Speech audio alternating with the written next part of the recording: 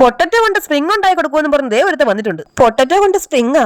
അതെന്തോന്ന് സാധനം? അങ്ങനെ ഒരുവിധ യൂട്യൂബിലൊക്കെ നോക്കി തപ്പിപ്പിടിച്ച് സംഗതി എന്താണെന്ന് ഞാൻ മനസ്സിലാക്കി എടുത്തിട്ടുണ്ട്. അത് കണ്ടപ്പോ ഭയങ്കര ഈസി ആയിരുന്നു. ഇനി ഉണ്ടാക്കുമ്പോ എന്താവോ എന്തോ. ആദ്യം ഒരു 4 പൊട്ടറ്റോ എടുത്ത് നന്നായിട്ട് കഴുകി വൃത്തിയാക്കി എടുക്കണേ.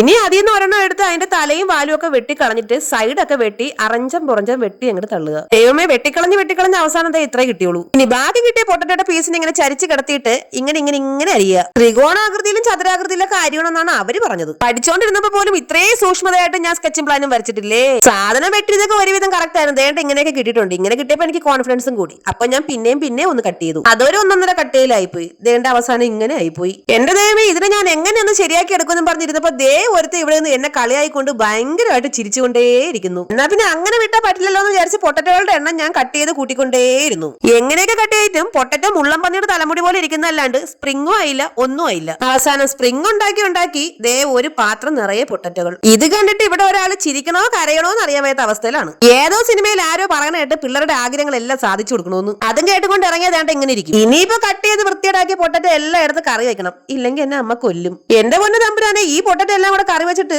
ഇനി എന്ന് തിന്ന് തീർക്കാനാണോ എന്തോ. എന്നാലും മുന്നോട്ട് വെച്ച കാല് പുറകോട്ട് വെക്കാൻ ഒരു മടിയായതുകൊണ്ട് അടുത്ത് ബാക്കി വന്ന് 2 പൊട്ടറ്റോലായി അടുത്ത പരീക്ഷണം. പൊട്ടറ്റോയുടെ പള്ളയെ കൂടെ ഒരു കമ്പിയൊക്കെ കുത്തിക്കയറ്റി വെച്ചിട്ടായിരുന്നു അടുത്ത പരീക്ഷണം നടത്തിക്കൊണ്ടിരുന്നത്. പക്ഷെ സംഗതി റെഡിയായി. ഇത് കണ്ടപ്പോ മോനാണെങ്കിലോ ഭയങ്കര സന്തോഷം. ഇങ്ങനെ സ്പ്രിംഗ് ആക്കി വെച്ചിരിക്കുന്ന പൊട്ടറ്റോ അരിപ്പൊടിയും മുളകും ഉപ്പും മഞ്ഞൾപ്പൊടിയും എല്ലാം കൂടെ കലക്കി വെച്ചിരിക്കുന്ന മിശ്രിതത്തില് നന്നായിട്ട് മുക്കിയെടുക്കുക. പൊട്ടറ്റോയുടെ എല്ലാ ഭാഗത്തെയും മിശ്രിതം എത്തണേ, അല്ലെങ്കിൽ പിന്നെ ഉപ്പും പുളിയൊന്നും ഉണ്ടാവില്ല. ഇനി എന്തോന്ന് തിളച്ച എണ്ണയിലിട്ട് നന്നായിട്ട് അങ്ങോട്ട് വറുത്ത് കോരുക. എന്തൊരു ചേലാണ് എന്ന് പറയുമ്പോൾ കാണാനൊക്കെ നല്ല ചേലുണ്ടായിരുന്നു. ഇനി ഇത് കഴിച്ചു നോക്കുമ്പോ അറിയാം എന്താവും അവസ്ഥയെന്ന്.